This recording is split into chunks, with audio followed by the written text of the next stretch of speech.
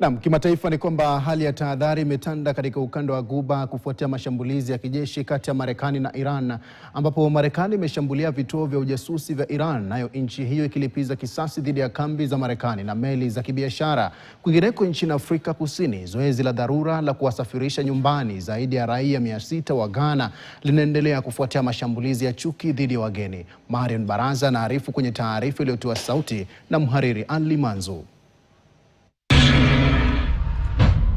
Mfumo wa ulinzi wa anga uliamshwa kwa dharura katika ukanda mzima wa Ghuba siku ya Jumamosi baada ya majeshi ya Marekani kudengua ndege 4 zisizo na rubani za Iran zilizolenga meli za kibiashara na kisha kushambulia vituo vya ujasusi vya pwani vya Iran huko Goruk na kisiwa cha Kashmir kando ya mlango wa bahari wa Hormuz.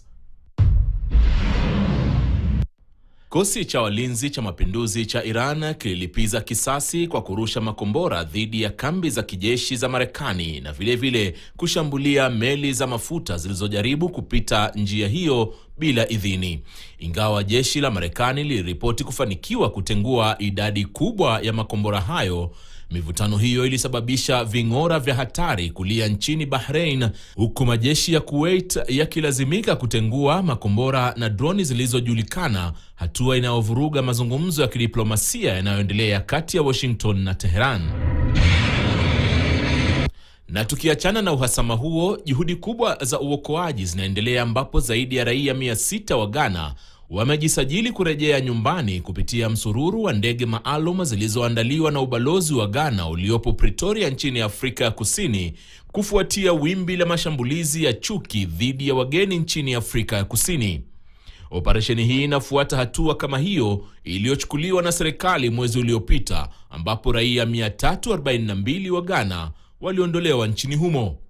Na hatimaye katika Jamhuri ya Demokrasia ya Kongo, maafisa wa afya wanasherehekea ushindi adimu dhidi ya ugonjwa wa Ebola. Wafanyikazi 5 wa afya wakiwemo wauguzi 4 na mtaalamu mmoja wa maabara wameruhusiwa kuondoka hospitalini huko Bunia, DRC baada ya kupona virusi vya Ebola aina ya Mbundibugyo, kwa mujibu wa shirika la afya duniani WHO. Ushindi huu unakuja huku idadi ya maambukizi yaliyothibitishwa nchini humo ikipanda hadi kufikia watu 282, huku vifo vikiwa 42 baada ya vipimo vipya 19 kupatikana maambukizi.